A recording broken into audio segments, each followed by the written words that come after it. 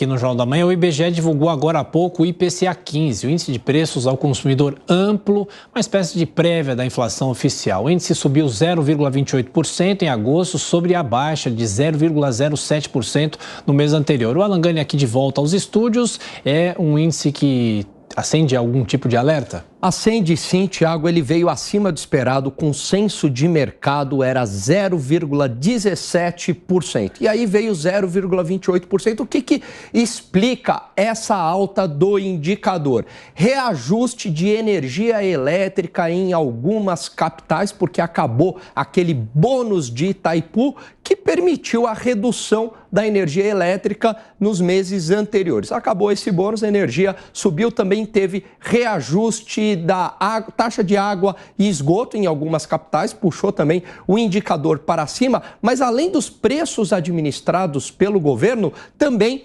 houve alta nos preços ligados à demanda, como a higiene pessoal, perfume, creche, ensino superior. Então, não é algo que vai mudar a política monetária do Banco Central, mas também não vai ser possível uma redução de 0,75 pontos percentuais. Fica cada vez mais concretizado a queda de meio ponto percentual até o final do ano. Alan, e só para ficar claro, o IPCA leva em conta também o preço dos combustíveis? Leva em conta o preço dos combustíveis, só que esse impacto já tinha sido absorvido no indicador anterior.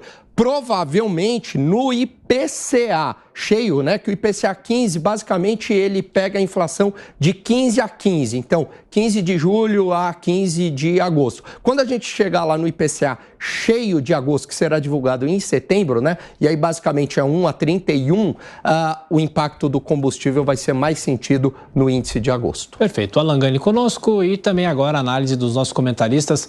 Amanda Klein, o que o Alan vem destacando é que ficou acima do esperado, mas apesar de não interferir na política de preços, como ele destaca, é um sinal amarelo sempre, né? É um sinal de que você vai ter que ir com calma, como você disse, é isso que indica o sinal amarelo, quer dizer, você não vai poder acelerar essa queda de juros. O Alan já colocou muito bem, não dá para pensar em 0,75, mas até agora os diretores do Banco Central também não estavam pensando em 0,75, isso já estava claro pelas declarações recentes do Roberto Campos Neto, do Galípolo e na ata do Copom. Agora, o que eu acho que a gente tem que prestar atenção a outros fatores aqui, por exemplo, hoje tem um simpósio lá em Jackson Hole que reúne as autoridades do Banco Central norte-americano, do Fed, tem uma fala importante daqui a pouco, ainda de manhã, do Jerome Powell, que é o presidente do Fed. Os juros estão altos lá há bastante tempo, o Alan também já tinha comentado sobre isso, então o mercado certamente vai se mover, está de olho nisso. A votação do arcabouço fiscal nessa semana, a conclusão disso foi importante para dar uma sinalização positiva para o mercado, tanto que depois disso a bolsa subiu, se recuperou um pouco, o dólar voltou a cair, voltou a operar abaixo dos R$5, as taxas de juros futuros cederam, né, sinalizando até, quem sabe, por uma flexibilização monetária maior no futuro, até porque o Zé Guimarães, que é o líder do governo, fez uma projeção de uma arrecadação maior nas contas públicas no ano que vem, o que daria uma espécie de alívio aí para o Haddad cumprir aquela meta de zerar o superávit. Então, você tem sinais positivos de um lado, sinais negativos de outro. Agora, o resto do mundo está em compasso de espera mesmo, para os Estados Unidos e para a China, que vem mostrando aí essa desaceleração importante. Mais sinais positivos ou negativos? Beraldo? Lívia, o mundo passa por uma reorganização. E eu não estou falando só dessa união entre China e Rússia, que cria um novo polo geopolítico e econômico no mundo. Mas o próprio Estados Unidos e a Europa precisam resolver o problema criado com os trilhões de dólares e euros que foram impressos como remédio para a crise de 2008. Até hoje nós não conseguimos equacionar esse excesso de dinheiro que existe no mundo, que está represado. E agora a inflação americana ela tem uma pressão para poder resolver esse assunto. Você tem mais dinheiro no mundo, este dinheiro, então, ele precisa encontrar o equilíbrio e isso tende a se tornar uma força inflacionária.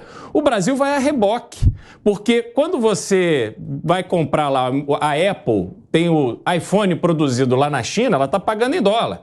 Quando o iPhone vem ser vendido aqui no Brasil, também a referência de preço é o dólar. Então não é tão fácil como o Lula vem apregoando, vamos mudar, vamos criar uma moeda comum, os BRICS agora são demais e vamos ser independentes. Não é assim, o mundo todo depende ainda e dependerá por um bom tempo do dólar. Então toda a questão inflacionária que precisa ainda ser equacionada dentro dos Estados Unidos e que está levando à manutenção de juros altos por lá, vai se refletir no Brasil. Aqui os nossos instrumentos para cuidar da inflação ainda são instrumentos frágeis à medida que a nossa economia está frágil. A gente tem um problema ainda não só de emprego, mas de melhoria de salário, quer dizer, de melhorar o aquecimento da economia. E agora o governo, infelizmente, que não tem demonstrado muita competência em cuidar das suas próprias contas, vai ter que lidar com essa situação.